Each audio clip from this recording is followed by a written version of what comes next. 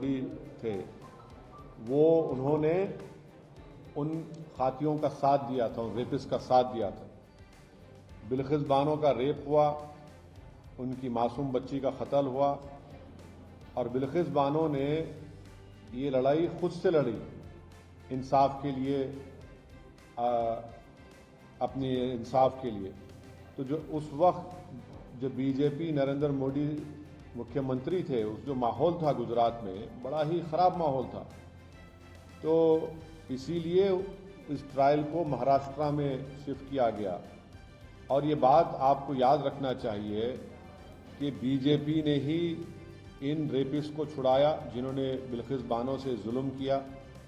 BJP के लोगों ने उनके गलों में गुलाब का हार डाला और इससे बीजेपी की महिलाओं के लिए जो लड़ाई है, जो इंसाफ की बात करती है, वो बीजेपी एक्सपोज हो जाती है।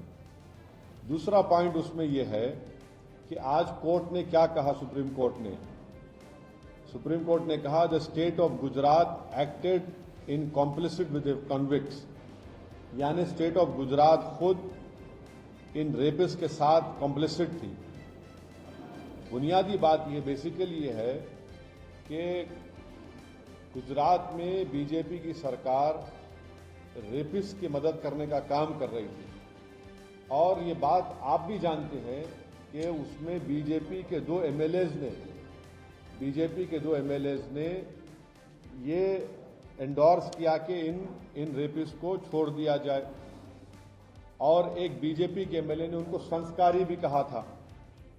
आज सुप्रीम कोर्ट ने ये साफ कर दिया कि गवर्नमेंट ऑफ गुजरात, जो बीजेपी की सरकार है वहां पर, उन्होंने बिल्किस बानो के रेपिस्ट को छोड़ने में मदद की, फ्री किया, और जबकि उनके पास ये इख्तियार नहीं था।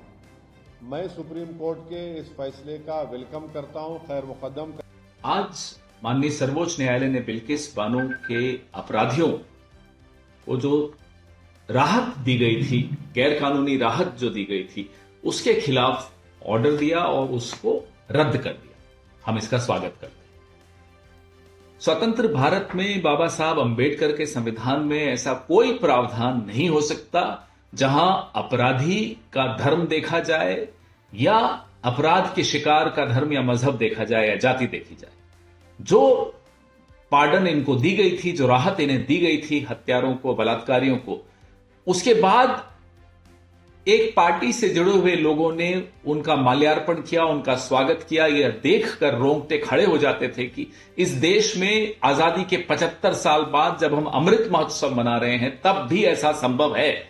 I think it was very clear that that was just a delaying tactic on both the part of the union and the Gujarat government.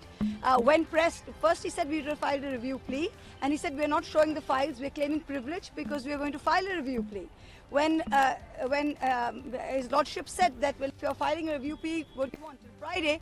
He says, well, I need to first decide whether I'm going to file a review plea. So it was very clear they were just prevaricating, and this was just a delaying tactic.